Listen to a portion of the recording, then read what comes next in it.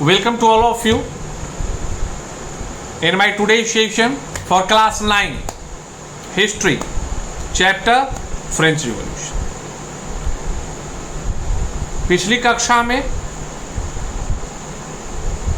मैंने जो आखिरी वाक्य कहा था वह कहा था कि in my next session we will start our discussion from the point what? From the point the struggle to survive. याद होगा आपको, होना चाहिए. अब सवाल है कि sir what are the contents inside the struggle to survive? तो हम इस पर अब चर्चा कर रहे हैं. Actually, according to the information the population of France in 1715 was 2.3 crores. It means currently almost the population of Haryana of India. आज जितना आपका हरियाणा का की जो जनसंख्या है लगभग उतनी ही जनसंख्या फ्रांस की थी. कब थी? 1715 in 1750 and in 1789 it means the year which is completely associated with the French Revolution 1789. The population increases and it was approximately 2 crore 80 lakhs. It means from 1715 to 1789 the population of France increased by 50 lakhs. And due to that, whatever the production of agricultural crops, जो खेती में उसका उत्पादन था, उसके हिसाब से उसका डिमांड बढ़ते चला गया. मैंने आपको पॉलिटिकल साइंस में, मैंने 9th में 10th में इकोनॉमिक्स के सेगमेंट में तो मैं सबको बोलता हूँ कि this one is the complete magic of production consumption. If production is greater than consumption then you will export the product and you will get revenue, or in another word we can say that revenue will be generated. And if production is equal to consumption, no profit no loss, खाना है सोना है कुछ करना, विकास होगा. And if production is less and consumption is high, it means always we will in the debt condition. हमेशा हम कर्ज में दबे रहेंगे. अगर खर्च ज़्यादा हो आमदनी कम हो, व्यक्तिगत जीवन है आप समझ सकते. घर में देख लीजिए, अगर आमदनी 100 रुपए की रहेगी, खर्च हम 125 करेंगे तो कहीं ना कहीं से तो 25 रुपए उधार मांगने होंगे ना भाई. कोई विकल्प तो मेरे पास बच नहीं जाए. फ्रांस के साथ हो क्या गया, जमीन तो बढ़ी नहीं, उत्पादन अब कुछ तकनीक बढ़ा के आप बढ़ा लेंगे, लेकिन जो डिमांड था वो बढ़ते चला गया. डिमांड जो था वो क्या हुआ, बढ़ते चला. And due to that I told you in my previous session, जब स्टार्टिंग फ्रेंच रिवॉल्यूशन के स्टार्टिंग की बात हो रही थी तो मैंने आपको कहा था पाव रोटी वह स्तर था कि पाव रोटी वहाँ के मुख्य खाने की वस्तु, उसकी कीमत पर भी जो बढ़ोतरी हुई थी, इंक्रीमेंट हुआ था, वो भी वहाँ के जनता में, प्रजा में असंतोष का एक कारण बना. तो उसका कारण हुआ कि भैया डिमांड बढ़ गया, प्रोडक्शन तो वही है, जिसके कारण कि जो वहाँ का मेन खाने का है पाव रोटी, उसके प्राइसेस में बहुत रैपिडली इंक्रीमेंट हुआ, बेतहाशा बढ़. And one line fact that those worker, those are working in any segments, जहाँ भी वो इंडस्ट्रीज़ में काम करते थे, जो भी जिस भी उद्योग में लगे हुए रहते थे, मजदूरी कौन तय करेगा? Labour charge is going to be fixed by the owner. महंगाई बढ़ रही है, जो मजदूर कार्य में लगे हुए हैं उनकी मजदूरी तय कौन करेंगे? तो वहां के उद्योगपति करेंगे।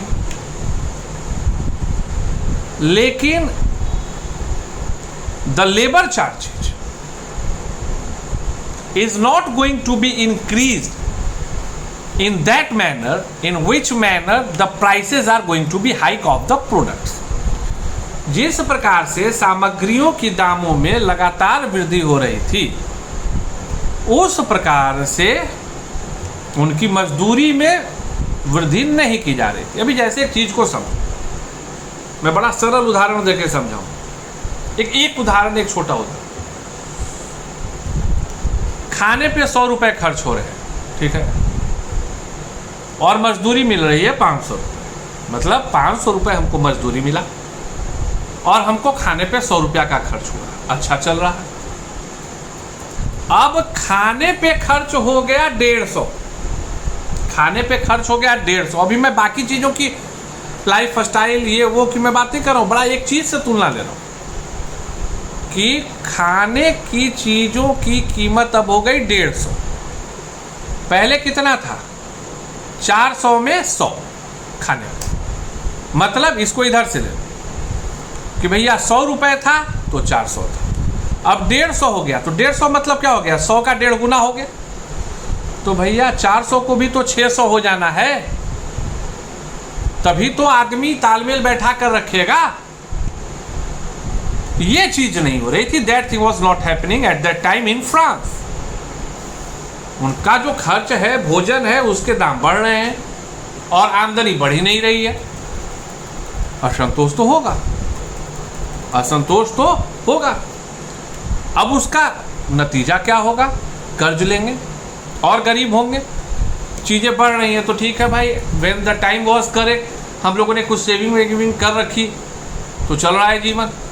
लेकिन धीरे धीरे क्या हुआ कि जो प्राइसेस वगैरह बढ़ने लगे हर सेगमेंट में, उद्योगपति भी बढ़ा नहीं रहा है, तो जो अमीर है वो अमीर होते चला गया, गरीब और गरीब होते चला गया। चूंकि अब तो उसको तो जेब से निकालना है, अपने रिजर्व्स को, अपने जो डिपॉजिटेड मनी है उसको निकाल के खर्च करना है, जिसका नतीजा क्या हो रहा है कि गरीब और गरीब हो रहा है, अमीर और अमीर हो रहा है। समाज का सबसे विषम परिस्थिति यही होता है। Actually with respect to our country, I just want to tell you that for any government, किसी भी सरकार, यह काफी जरूरी होता है कि वह समाज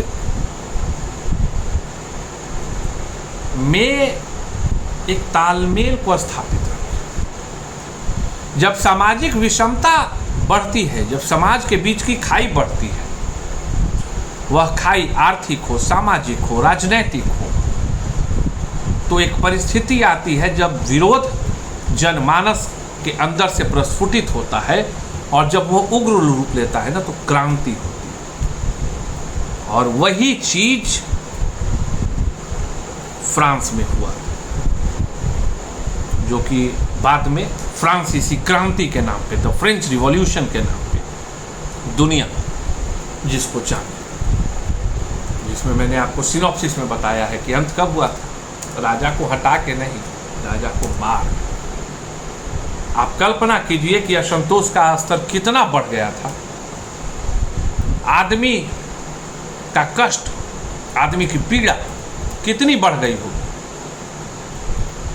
कि वह दुर्दांत रूप लेने के लिए जनमानस तैयार हो जाता है। और बात वहां एक व्यक्ति की नहीं थी, पूरे समाज की थी, पूरे देश के गरीबों की।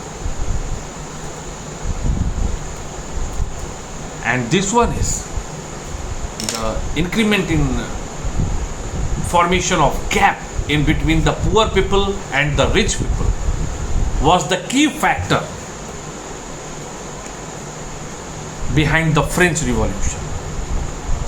इस चीज को याद रखिए। अब सवाल है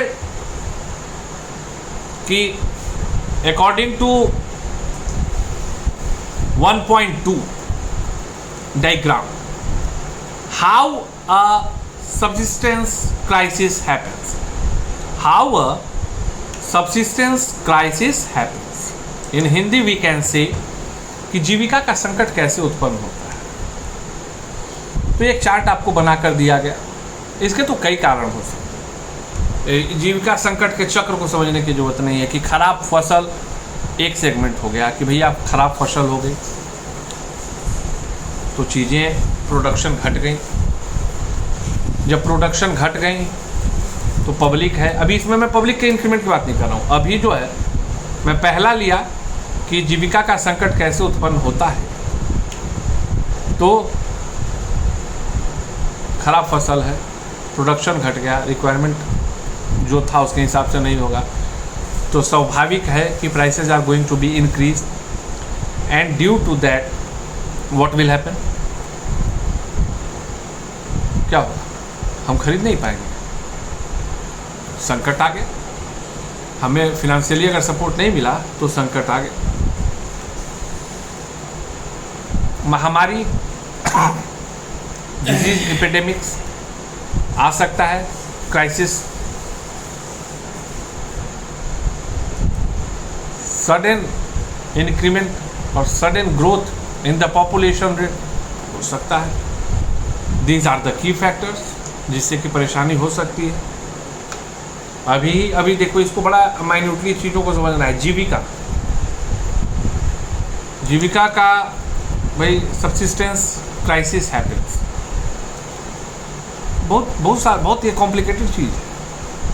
एक तस्वीर जो आपको दे दिया गया है इसको समझना आपके लिए नामुमकिन है, जिसको कि कॉलम को आप भर सकते हैं कि भाई खराब फसल है, खराब फसल का it means what, that bad harvest, उससे क्या हो गया, less production, increment in price, you can fill it in your diagram box, and due to that what will happen, जब increment in price होगा, the poorest cannot longer buy to buy breads, and due to that क्या होगा, पहला either they are willing to die, either they want to rob, कुछ भी कर सकते हैं, पहला चीज़ हो गया।